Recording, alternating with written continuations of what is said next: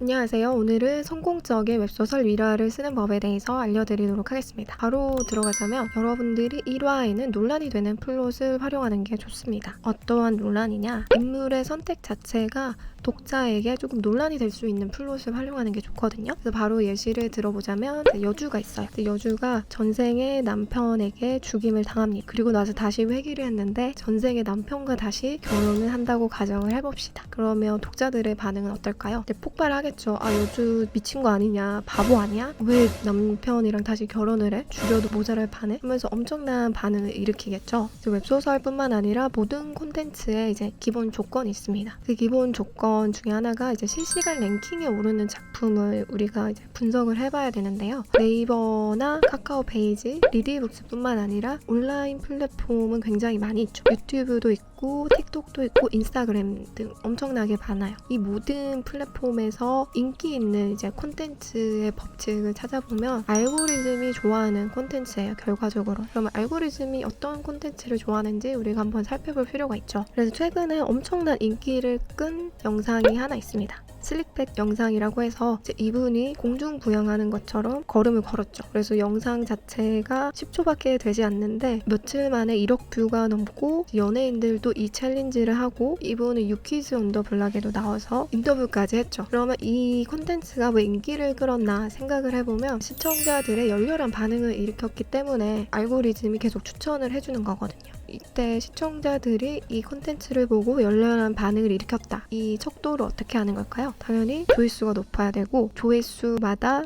댓글, 그리고 좋아요, 싫어요, 외부 공유 등이 활발히 일어나는 콘텐츠를 굉장히 좋아합니다. 이 법칙이 모든 콘텐츠에도 적용이 되는데 당연히 웹소설에도 적용이 되죠. 작품이 조회수 1회당 댓글이 하나가 달렸어요. 그리고 조회수 10개가 있는 작품이 있어요. 조회수 10개가 나왔는데 댓글은 0개인 작품이 있어요. 그러면 알고리즘은 이 두 작품 중에 어떤 작품을 시청자들에게 무작위로 추천을 해둘까요? 당연히 조회수 1회당 댓글 1개인 작품을 추천해줍니다. 그 이유가 이 작품은 사람들에게 노출되면 될수록 반응을 일으키는 콘텐츠라고 인식을 하기 때문이에요. 조회수만 단순히 높다고 해서 좋은 게 아니에요. 조회수마다 독자들이나 시청자들의 반응이 반드시 있어야 하는 작품이 실시간 랭킹에 오를 수 있습니다. 그래서 종합을 해보자면 플랫폼에서는 새로운 독자나 시청자를 유입을 시키고 유입된 사람들이 플랫폼에 계속 머무를 수 있게 만드는 콘텐츠를 굉장히 좋아합니다. 그리고 이런 작품은 무료 프로모션이라고 하죠. 알고리즘이나 실시간 랭킹에 올려줍니다. 그래서 다시 논란이 되는 웹소설 1화 내용으로 다시 돌아왔습니다. 이 내용만 딱 올렸어요. 그럼 어떤 반응이 올까요? 엄청나게 여주를 욕하고 하차하는 사람들이 많습니다. 하차는 여러분들이 원하는 게 아니죠. 그래서 여러분들이 해줄 게 서사를 제공을 해줘야 되죠. 어떠한 서사가 좋을까요? 여주는 남편에게 복수를 하기 위해 결혼을 선택했다. 이 서사를 1화에 논란이 되는 선택과 함께 넣어주면 그래도 비교적 만족할 만한 웹소설 1화를 완성시킨 거라고 볼 수 있습니다. 그래서 여주가 사실 남편에게 복수를 하기 위해 결혼을 선택했다, 이 선택 자체도 완벽한 게 아니에요. 왜냐하면 여주는 굳이 남편이랑 결혼을 안 해도 복수를 할 수 있는 방법은 많잖아요. 근데 독자들이 이렇게 생각을 했죠. 굳이 결혼을 해야 돼? 전생에도 결혼했는데 다른 남자랑 결혼을 하지, 혼자 살다가 남편 몰래 죽이지, 이런 생각할 수 있잖아요. 여주는 남편에게 손쉬운 복수를 하기 위해 결혼을 선택했다. 상대방에게 가장 큰 고통을 줄 수 있는 방법 중에 하나가 상대방에게 모든 사랑을 주고 자신이 없어서는 안 될 존재로 만든 다음에 사라져라. 이 법칙도 있잖아요. 그렇기 때문에 서사를 1화에 제공을 해줘야죠. 여러분들이. 독자들은 여주가 남편이랑 결혼을 한 이유가 손쉬운 복수를 위해서 그래, 이해는 안 되지만 앞으로 어떻게 복수를 하는지 한번 지켜보겠어 하면서 이제 계속 보게 되는 거죠. 1화에는 여러분들이 주인공의 선택이 논란이 되는 내용을 넣어주고 논란이 될 수밖에 없는 선택을 한 여주의 서사를 반드시 제공을 해주셔야 됩니다. 이래야 1화에서 독자들이 하차를 하지 않습니다. 웹소설 첫 번째 원칙은 독자의 반응을 이끌어내는 플롯을 구성하라. 내용은 긍정적인 것보다 부정적이고 논란이 되는 내용을 활용하자. 이걸 보시면 이제 웹소설 안 그래도 사람들한테 부정적이고 좋지 않는 내용인데 그거까지 부정적으로 써야 돼? 나는 긍정적으로 쓰고 싶어 라고 생각하실 수도 있는데 그게 또 맞아요. 그게 이게 틀린 건 아니에요. 여러분의 이름만 보고 따라오는 팬층이 없으시고 이제 신인이고 이제 초창기에 주목을 받아야 되는 작품을 써야 되잖아요. 그렇기 때문에 긍정적이고 부정적인 거를 쓰라고 하는 건데 이거는 이제 웹소설에만 해당되는 게 아니라 인간의 본성이에요. 인간의 이제 부정성 편향이라고 해서 인간은 부정적인 사건이나 정서가 긍정적인 것보다 더 강력한 영향을 미친대요. 이거 어쩔 수 없어요. 인간이라면 그렇게 프로그래밍 됐기 때문에 똑같은 노력을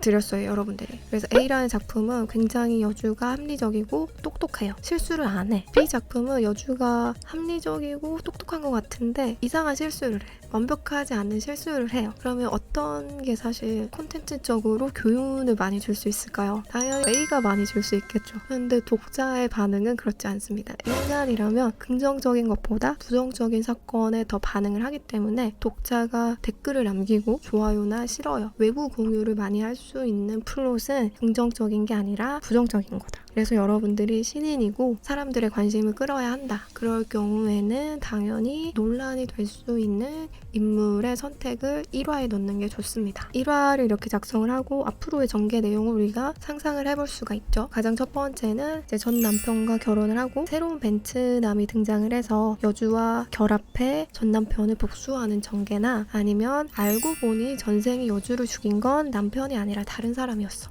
여주가 남편이라고 오해를 한 거예요. 이 경우에는 이제 여주와 전 남편이 이어지는 원앤온리 서사로 진행이 되겠죠. 계속 이야기가 진행되면서 여러분들이 할 일은 주인공이 이러한 선택을 할 수밖에 없었다. 여주뿐만 아니라 다른 등장인물들도 이러한 선택을 할 수밖에 없었다는 서사를 계속 장자처럼 넣어주셔야 되는데 중요한 건 만약에 전생에 여주를 죽인 건 남편이 아니라 다른 사람이었다가 1화에 등장하면 어떨까요? 그러면 제가 이제까지 말한 전개로는 전개되면 안 됩니다. 왜냐면 이미 독자들은 남편이 여주를 죽인 게 아니라는 걸 알고 있기 때문에 모든 비밀을 안 상황에서 전생에 남편에게 죽임을 당했다고 생각하는 여주가 착각이라는 걸 알기 때문에 이 비난의 화살이 다 여주에게 가죠 또. 근데 이거는 첫 번째 말한 논란이랑 그런 거와는 전혀 다른 차원의 이제 논란이죠. 순전히 여주의 오해밖에 없기 때문에 여주가 욕먹는 상황으로 진행이 되거든요. 웹소설뿐만 아니라 모든 작품을